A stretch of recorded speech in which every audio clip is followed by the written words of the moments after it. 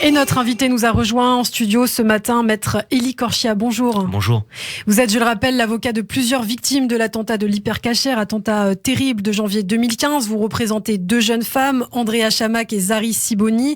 Je vous avais d'ailleurs reçu début septembre sur Radio J pour vous questionner sur le début du procès. Un procès qui a donc été très long, 54 jours d'audience au total. Un procès aussi jonché de péripéties, de pauses notamment pendant de longues semaines.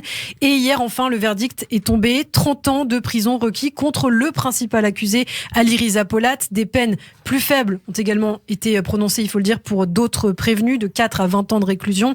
Tout d'abord, Elie Korchia, votre sentiment, est-ce que ces peines vous paraissent justes ? Est-ce que vous avez eu le sentiment d'être entendu et que justice a été rendue ?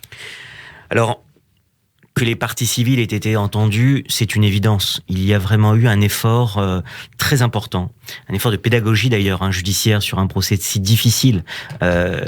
La justice qui juge des crimes aussi horribles et la terreur qui a frappé notre pays en janvier 2015, c'était un procès fleuve, un procès très long, vous l'avez dit, qui a été rattrapé par le Covid. Oui, les parties civiles, je pense, ont eu toute leur place, comme les accusés ont eu des confrères excellents qui les ont défendus. C'est, je pense, une fierté de notre démocratie que même pour de tels crimes, qui sont reprochés à certaines personnes, ils aient eu une défense exemplaire et ils ont été effectivement défendus par des confrères excellents. Alors, vous l'avez dit, au niveau des peines, il y a plusieurs types de peines. Donc, il faut bien différencier les peines. Certains ont été condamnés pour association de malfaiteurs, sans lien avec le terrorisme, finalement, reconnus par la Cour. Donc, on a là des peines qui vont osciller entre 4 et on va dire 10 ans de prison. Ensuite, il y a une deuxième catégorie d'accusés. Parmi tous les accusés qui étaient présents, c'est ceux qui ont été condamnés pour association de malfaiteurs terroristes. Oui. Et là, qui étaient en lien, qui pouvaient savoir effectivement et qui avaient connaissance, selon la Cour, qu'il y avait une entreprise terroriste derrière les attentats qui allaient être commis. Eux, ils sont condamnés pour des peines plus lourdes, vous l'avez dit, là on est quand même entre 13, 18, 20 ans de prison. Et puis enfin, Ali Riza Polat, qui était dans le box, qui lui écope d'une peine de 30 ans de réclusion criminelle. C'est une peine très importante, évidemment, c'est une peine exemplaire. De réclusion. Alors, exemplaire, vous savez, l'exemplarité, c'est un mot dont je me méfie beaucoup. La Cour a montré en tout cas qu'elle n'était pas, ce n'était pas une décision qu'elle rend soumise à la pression, une quelconque pression médiatique, comme on avait voulu nous le dire, vous verrez des peines exemplaires. Non, quand il y a eu des peines bien inférieures à ce qu'avait demandé le ministère public, parce que la Cour d'assises estimait que, notamment pour ceux qui ont été condamnés pour association de malfaiteurs, elle n'avait pas suffisamment d'éléments de preuve pour les condamner pour association de malfaiteurs terroristes. Donc c'était un mauvais procès qu'on faisait à la Cour d'assises, un procès a priori. Non, je pense que 30 ans de réclusion pour Ali Riza Polat, c'est une peine très importante. Il est condamné pour complicité des crimes commis par les terroristes, ce qui était un point essentiel dans ce dossier. Et puis, évidemment, ce n'est pas sans me rappeler une autre peine de 30 ans de réclusion criminelle. On a beaucoup entendu parler d'Abdelkader Mera, notamment de cette peine qui avait été aussi prononcée en 2017 contre Abdelkader Mera, 30 ans aussi de prison. Pas en 2017, si vous me permettez. 2017, justement, il n'est pas condamné pour complicité au premier procès. Il est condamné pour association de malfaiteurs terroristes. C'est ça. Et effectivement, il y a appel. Et c'est en 2019, en avril 2019, qu'effectivement, la Cour d'assises d'appel décide de le condamner pour complicité. Et c'est là où, effectivement, sa peine se voit passer à 30 ans de réclusion. Hier, la Cour d'assises a condamné Ali Riza Polat pour complicité des crimes qui ont été commis, et c'est comme ça qu'il se retrouve condamné à 30 ans de réclusion criminelle.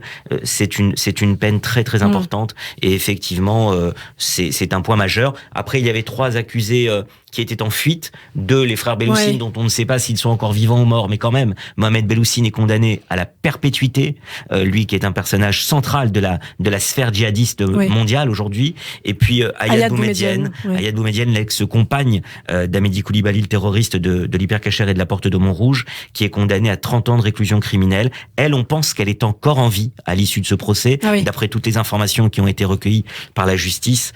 La propagande de l'État islamique se fait beaucoup aujourd'hui autour d'elle. C'est un personnage important dans la sphère djihadiste. On la présente comme la princesse de l'État islamique. C'est vous dire la propagande qui tourne autour d'elle, et elle est condamnée à 30 ans de réclusion criminelle, ce qui est aussi une peine importante. Alors on imagine par ailleurs que c'est aussi un soulagement pour toutes les victimes de cet attentat, un clap de fin, notamment pour vos 2 clientes, Zari et Andrea, qui sont à Jérusalem actuellement, mais vous me l'avez dit en off, qui regardent tout, qui écoutent tout, qui ont suivi ce procès aussi avec une extrême attention, même si elles n'ont pas pu assister à toutes les audiences. Est-ce que vous les avez vus au téléphone et que vous ont-elles dit à l'issue de ce verdict? Alors évidemment, je les ai tenus informés, ainsi que leur famille, et je pense aussi à elles ce matin. Je les ai tenus informés juste après le verdict. Elles suivent effectivement tout ce qui se passe avec leur famille, bien évidemment. Je voudrais dire un mot. Vous savez, j'avais expliqué que qu'Andrea n'avait pas pu venir à ce procès. Elle représente, je crois, comme beaucoup d'autres victimes, des personnes qui ont été très marquées par cet attentat et qui n'avaient même pas la possibilité de venir. Peut-être qu'ils se sont moins manifestés, mais qui vivent ce préjudice de la même manière, ce traumatisme de la même manière que les autres. Quant à Zari, elle est venue. Son témoignage à la cour d'assises a sans doute été l'un des grands moments de vérité. A énormément ému, et pas seulement de l'émotion, la vérité de ses propos. Je pense que la façon dont elle a raconté effectivement cette prise d'otage et comment cette prise d'otage s'était déroulée, ça a été un moment important pour la cour d'assises. Et je rappelle d'ailleurs qu'hier, dans sa décision, même si pour des motifs procéduraux, la tentative d'assassinat ne pouvait pas être matériellement retenue, la cour d'assises est revenue sur la situation de l'antisémitisme qui frappait cet attentat en France, au travers de l'attentat de l'Hyper Cacher. C'est important. C'était au centre des débats et c'est au centre du verdict d'hier, dans la motivation qui a été lue par le président pendant près d'1 heure et demie. Et deuxièmement, il a été reconnu que ce jour-là, dans l'Hyper Cacher, Zari Siboni a fait l'objet d'une tentative d'assassinat de la part d'Amedy Coulibaly quand il tire une balle en sa direction qui passe à quelques centimètres d'elle et qui lui lance cette phrase glaçante qui la poursuit encore aujourd'hui. Tu n'es pas encore morte, toi. La dimension antisémite a vraiment été prise en compte par la justice pour vous dans ce procès? Tout à fait. Elle a été prise en considération. C'était un point essentiel sur lequel j'avais plaidé, ainsi que d'autres confrères avec moi. C'était une dimension fondamentale de ce procès.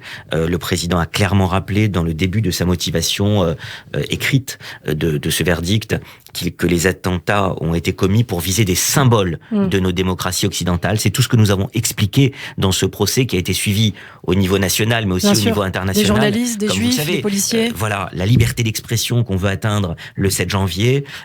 Ensuite, les forces de l'ordre, qui étaient une des cibles, évidemment, atteintes le 8 au matin avec l'attentat de la Porte de Montrouge. Et enfin, effectivement, cet attentat de l'Hyper Cacher. J'avais expliqué que tant les 4 victimes, à mon sens, de l'école juive de Toulouse étaient préfigurées quelque part les 4 victimes de l'Hyper Cacher quelques années plus tard, les 3 attentats qui avaient été commis en mars 2012 à Toulouse et Montauban, aussi avec des représentants des forces de l'ordre, des soldats qui se battaient pour notre pays, qui ont été tués, et ensuite des juifs tués à l'école aux Zaratora. Eh bien, j'avais dit que ça préfigurait quelque part, c'était la matrice de ce qu'on a connu en janvier 2015, où là aussi, on tue des journalistes, ensuite des membres des forces de l'ordre, la policière, et puis enfin on vient tuer des juifs à quelques heures de Shabbat.